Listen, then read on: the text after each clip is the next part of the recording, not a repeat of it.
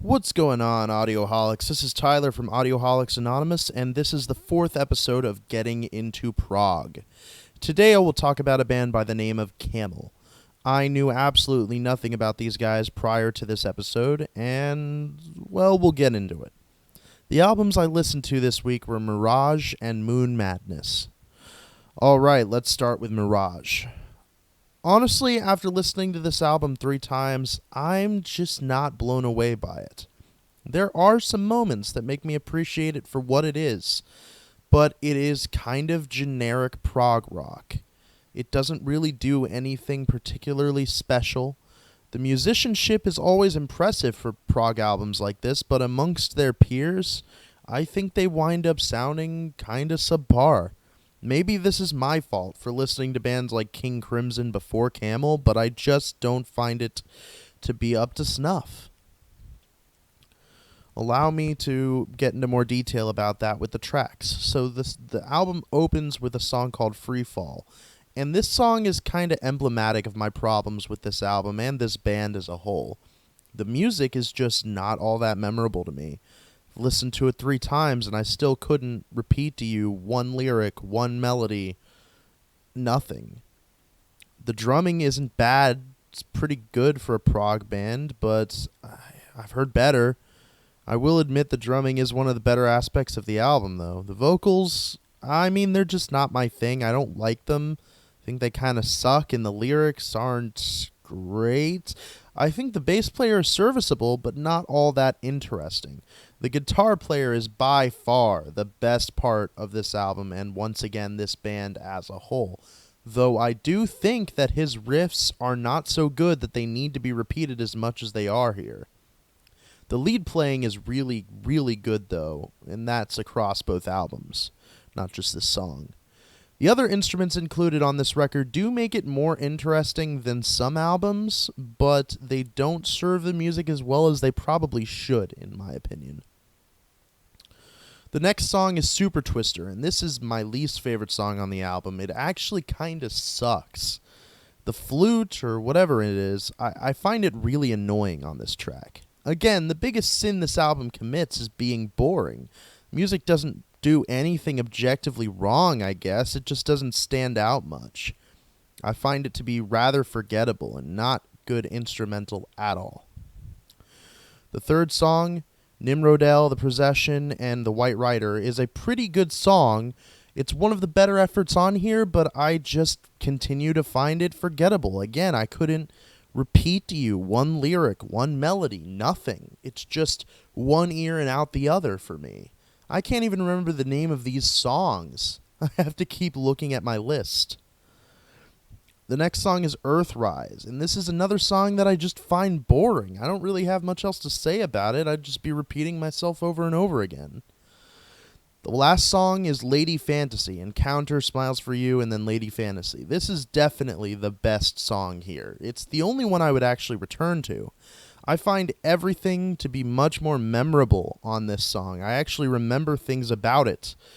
Really melodic stuff. And honestly, this song is so good, it makes me wonder if I'm missing something big about the rest of the album, because it holds my attention really well, whereas the entire rest of the album didn't.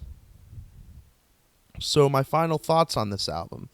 Overall, this is an album that commits the sin of just being really boring. It doesn't hold my attention the way that the previous albums in this series has. Though that last track may be phenomenal, the rest of the album just doesn't compare to it. I give this album an unfortunate 7 out of 10. Let's move on to the next album I covered this week, Moon Madness. Initial impressions on this album, it's actually quite an improvement from Mirage, but it does not click with me still. The album opens with Aristilus, which is a really cool intro track. It kind of conjures up imagery of walking through a desert. It reminds me of like music you would hear in a JRPG, which is really cool stuff. Song Within a Song is a really psychedelic sounding song, really pleasant. I don't love it or anything, but it is an improvement over practically everything on the previous record. But this is where the album starts to turn for me, and with chord change, This song is kind of in the same vein as Mirage. It's boring, it doesn't hold my attention. Again, really cool leads from the guitar player, but it's not memorable. Spirit of the Water is a weird little transition track, really psychedelic sounding. That said, it doesn't really have much of an impact for me, so I don't really have a whole lot to say about it. Another Night is another song that I find just to be boring.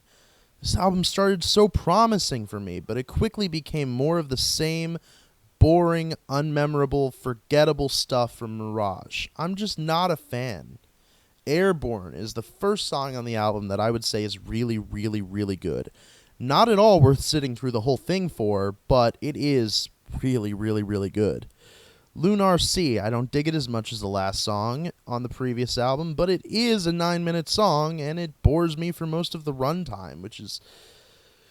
I gotta take huge marks off for that, man. Like, I was zoning out listening to... I haven't zoned out listening to any song on this series so far except this one. I was like, what is it still going on? Huh? Oh, look, that's a cool crack in the wall. Oh, shit, is this song still going? It just drags so much, and the music is just not interesting. So, final thoughts. I don't know what it is about this band that just doesn't work for me. These musicians are really technically good and talented, but their music is just not memorable. It's not even close to the top prog I've heard.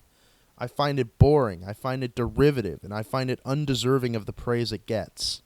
This album is a tiny improvement over Mirage, 7.5 out of 10. So what do you guys think about Camel? This is the first negative opinion I've had about a band in this series. I feel like this is one that I'm just never gonna get.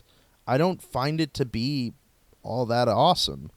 So I'll answer the usual questions. Did listening to these albums make me a fan? No. I have no interest in listening to them or any more Camel albums ever again. I don't need to hear it.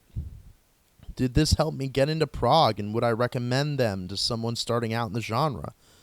No. If this were my first prog band, I'd nope the fuck out of that genre pretty fast.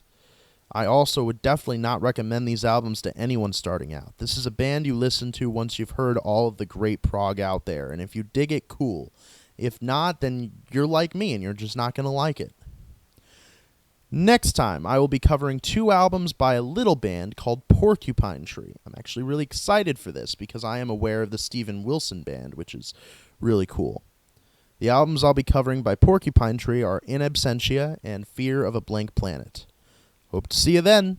Bye now.